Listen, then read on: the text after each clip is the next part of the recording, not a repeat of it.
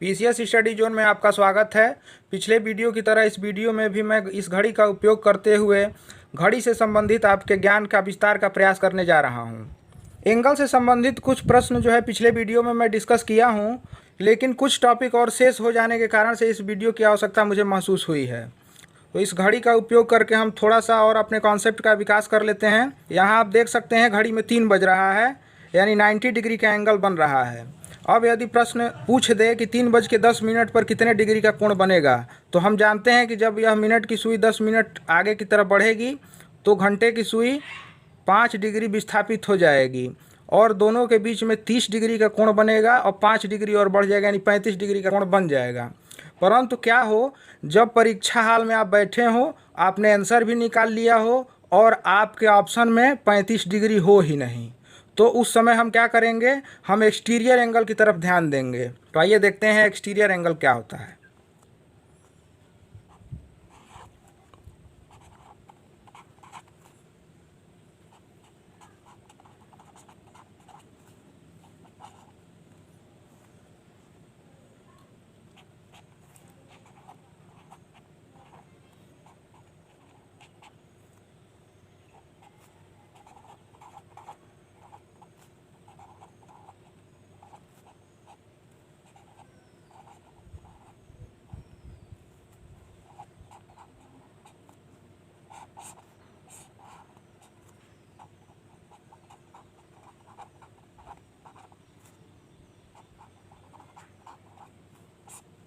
जब प्रश्न पूछ दे 3:10 पर एंगल कितना बनेगा और आपने उत्तर निकाल लिया 35 डिग्री, परंतु आपके विकल्प में 35 डिग्री नहीं है, तो आप एक्सटीरियर एंगल इस प्रकार से निकालेंगे।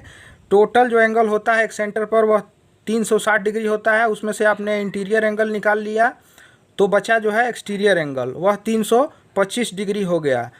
यहाँ आपको विकल्प में दिया होगा, आप उसको टिक करके आगे बढ़ जाएंगे। तो ये तो आप जान गए कि 2 प्रकार के एंगल हुए, एक इंटीरियर और एक एक्सटीरियर। परंतु एंगल घड़ी में 2 प्रकार से बनते हैं। जब प्रश्न पूछे कि 3:10 पर, तो यहाँ आप देख पा रहे हैं 10 मिनट, ये अब मिनट की सुई बढ़ी तो घंटे की सुई 5 डिग्री आगे की तरफ विस्थापित हो गई। इस प्रकार से जो आप एंगल यहाँ फाइंड करेंगे उसमें 5 डिग्री ऐड हो जाएगा। पर प्रश्न जब पूछे कि 3:20 पर, तो यहाँ 20 मिनट जो है मिनट की सुई आगे बढ़ी है, इस कारण से घंटे की सुई 10 डिग्री आगे विस्थापित हुई है।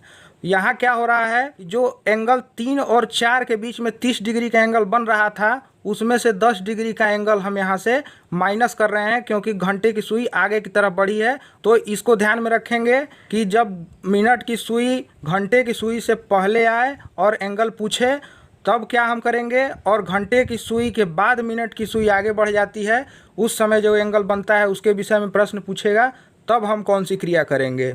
इन दोनों चीज़ों को आप ध्यान रखेंगे, आपको कोई दिक्कत महसूस नहीं होगी।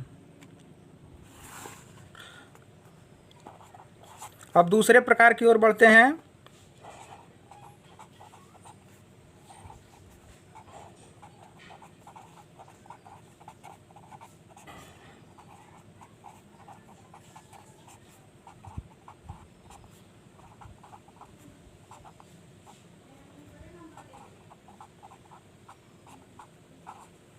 आजकल इस प्रकार का प्रश्न काफ़ी पूछा जा रहा है। रेलवे में, लोअर पीसीएस में इत्यादि परीक्षाओं में लगातार पूछ रहा है। इसी को ध्यान में रखते हुए अपर पीसीएस में भी इसके आने की संभावना बढ़ जाती है, तो इसकी चर्चा करना अति आवश्यक मैं महसूस कर रहा हूँ। जब इस प्रकार का प्रश्न पूछे, यह कॉन्सेप्ट बेस्ड प्रश्न है। घड़ी से संबंधित मैं अपने पहले वीडियो में इन कॉन्सेप्ट की चर्चा किया हूं। जो लोग कॉन्सेप्ट के विषय में अभी नहीं जान रहे हैं और पहली बार ये वीडियो देख रहे हैं, वो प्लीज़ पीछे जा कर के 2 वीडियो और हैं, उनको ज़रूर देखें, आपका कॉन्सेप्ट बहुत ज़्यादा क्लियर हो जाएगा।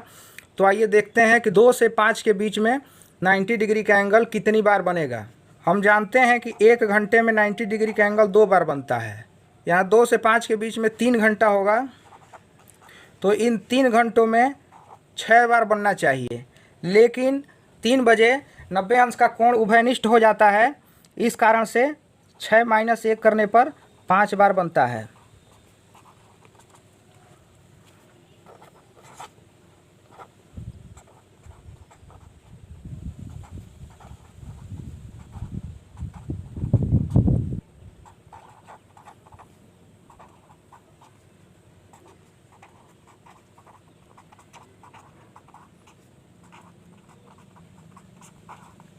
प्रश्न पूछे कि 4 से 7 के बीच 180 डिग्री का एंगल कितनी बार बनेगा।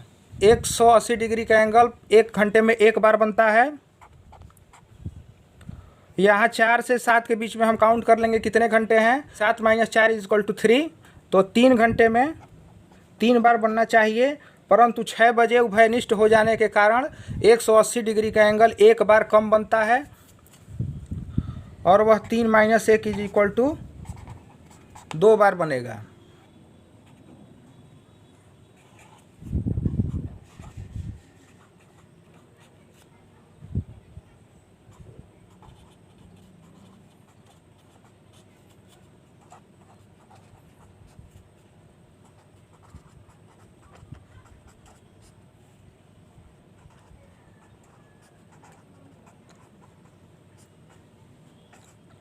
प्रश्न पूछे कि 10 से 1 के बीच 0 डिग्री का एंगल कितनी बार बनेगा।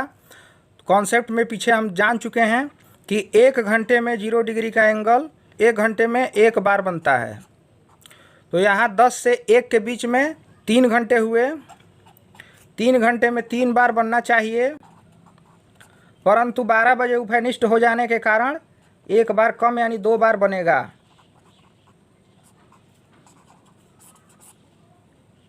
बहुत इजी था। उम्मीद करता हूँ आपको पसंद आया होगा। धन्यवाद।